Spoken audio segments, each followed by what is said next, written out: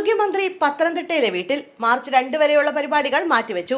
ആരോഗ്യവകുപ്പ് മന്ത്രി വീണ ജോർജിന്റെ മാർച്ച് 2-ാം തീയതി വരെയുള്ള പരിപാടികൾ മാറ്റിവെച്ചതായി ആരോഗ്യവകുപ്പ് മന്ത്രിയുടെ ഓഫീസ് അറിയിച്ചു.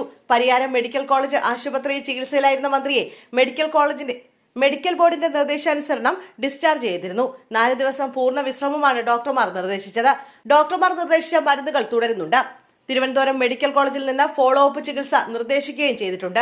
പത്തനംതിട്ടയിലെ വീട്ടിലാണ് മന്ത്രി വിശ്രമത്തിലുള്ളതെന്നും ഓഫീസ് അറിയിച്ചു.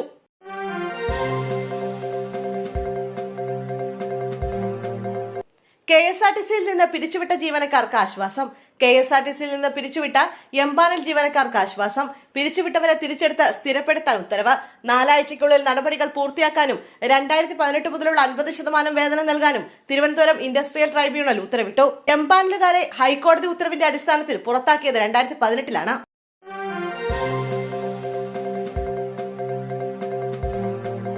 തിരുവനന്തപുരത്ത് പോലീസിനെ ആക്രമിച്ച ഡിവൈഎഫ്ഐ പ്രവർത്തകർ. നഗരൂരിൽ പോലീസിനെ ആക്രമിച്ച ഡിവൈഎഫ്ഐ പ്രവർത്തകർ. കാറിലെത്തിയ പ്രവർത്തകർ പോലീസ് ജീപ്പിനെ തടഞ്ഞു നിർത്തുകയായിരുന്നു. തുടർന്നാണ് വാക്കേറ്റവും കയ്യാങ്കളിയും ഉണ്ടായത്. നേരത്തെ മന്ത്രി വീണ ജോർജ് ആക്രമിക്കപ്പെട്ടതിനെതിരെ ഡിവൈഎഫ്ഐ പ്രകടനം നടത്തിയിരുന്നു. ഇതിനിടെ KSU പതാകകൾ ഡിവൈഎഫ്ഐ പ്രവർത്തകർ കീറിയിരുന്നു. ഇതിനെതിരെ KSU നൽകിയ പരാതിയിൽ ഡിവൈഎഫ്ഐ പ്രവർത്തകരെ പോലീസ് സ്റ്റേഷനിലേക്ക് വിളിച്ചു വരുത്തിയിരുന്നു.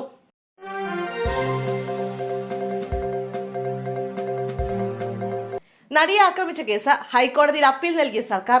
വിചാരണ നീതിപൂർവമല്ല നടന്നതെന്നും തെളിവുകൾ പരിശോധിച്ചതിൽ പക്ഷപാതപരമായ സമീപനമുണ്ടായെന്നും സർക്കാർ അപ്പീലിൽ ആരോപിക്കുന്നു. 1-ാം പ്രതി പൾസർ സുനിയും ദിലീപും തമ്മിലുള്ള ബന്ധത്തിന് നിരവധി സ്ഥലങ്ങളിൽ നിന്നുള്ള തെളിവുകൾ ഉണ്ടായിരുന്നിട്ടും കോടതി അവ വിശ്വസിച്ചില്ല. കൊട്ടേഷൻ തുക ആവശ്യപ്പെട്ട് സുനി ദിലീപിന് അയച്ച കത്ത് തള്ളിക്കളഞ്ഞത് നിയമപരമല്ലെന്നും സർക്കാർ ചൂണ്ടിക്കാട്ടുന്നു.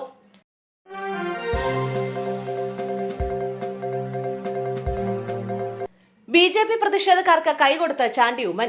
കോൺഗ്രസ് നേതാവ് ചാണ്ടി ഉമ്മൻ MLA ഓഫീസിലേക്ക് BJP നടത്തിയ പ്രതിഷേധത്തിൽ നാടകീയ രംഗങ്ങൾ. പ്രതിഷേധ മാർച്ചുമായി എത്തിയ BJP നേതാക്കൾക്ക് ചാണ്ടി ഉമ്മൻ ഹസ്തദാനം നൽകിയതും തുടർന്നുണ്ടായ സംഭവങ്ങളുമാണ് ഇപ്പോൾ ചർച്ചയാകുന്നത്. BJP പുതുപ്പള്ളി നിയോജക മണ്ഡലം കമ്മിറ്റിയുടെ നേതൃത്വത്തിലായിരുന്നു പ്രതിഷേധ മാർച്ച്. പുതുപ്പള്ളിയിലെ വികസന മുരടിപ്പ് ഉയർത്തിക്കാണിച്ചായിരുന്നു പ്രതിഷേധം. BJP ജില്ലാ അധ്യക്ഷൻ N ഹരിയുടെ നേതൃത്വത്തിലാണ് മാർച്ച് നടന്നത്.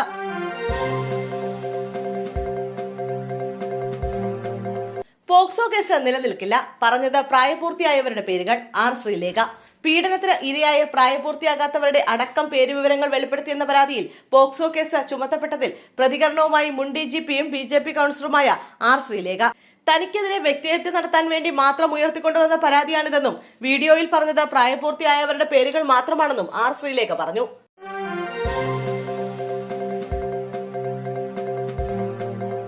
പ്രതിപക്ഷ നേതാവിന്റെ മുട്ടുകാൽ തല്ലിയൊടിച്ചു വരുന്നവർക്ക് ഞങ്ങളൊരു ഇനാം പ്രഖ്യാപിച്ചാലോ? V വസീഫ്.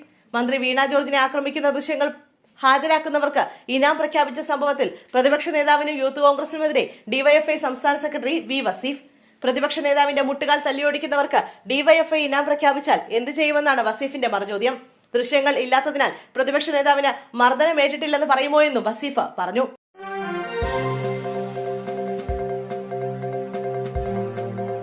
സർക്കാർ ഉത്തരവുകളെ ധിക്കരിച്ചു. കോന്നിയിൽ ഫോറസ്റ്റ് റേഞ്ച് ഓഫീസർക്ക് suspension. Pathanamthitta Konni range forest officer S ശശീന്ദ്രകുമാറിനാണ് സസ്പെൻഷൻ.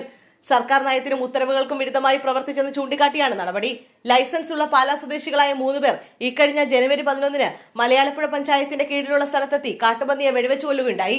എന്നാൽ ഇവർ കാട്ടുപന്നിയെ വെടിവെച്ചു കൊന്നത് മാനദണ്ഡങ്ങൾ പാലിക്കാതെയാണെന്ന് പറഞ്ഞുകൊണ്ട് പഞ്ചായത്തിന്റെ ആക്ഷേപത്തെ തുടർന്ന് ഇവർക്കെതിരെ കേസെടുക്കുകയാണ് ഉണ്ടായത്.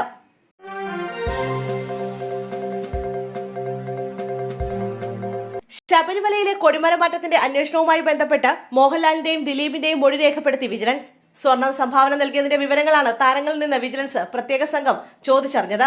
സ്വർണം സംഭാവന നൽകണമെന്ന് അഭ്യർത്ഥിച്ചത് സുഹൃത്തായ സുരേഷ് ഗോപിയാണെന്ന് മോഹൻലാൽ മൊഴി നൽകി. തിരുവനന്തപുരത്തെ ജ്വല്ലറിയിൽ നിന്ന് 2 പവൻ സ്വർണം വാങ്ങി സുഹൃത്തു മുഖേന പമ്പയിലെത്തിച്ചുവെന്നും മോഹൻലാലിന്റെ മൊഴിയിൽ പറയുന്നു.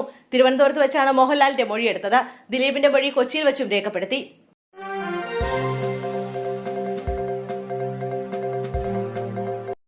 ആറള ഫാമിൽ കാട്ടാനയുടെ ചവിട്ടേറ്റ് യുവാവ് മരിച്ചു. പത്തനംതിട്ട ബ്ലോക്കിലെ സോമന്റെ മകൻ അനീഷാണ് മരിച്ചത്.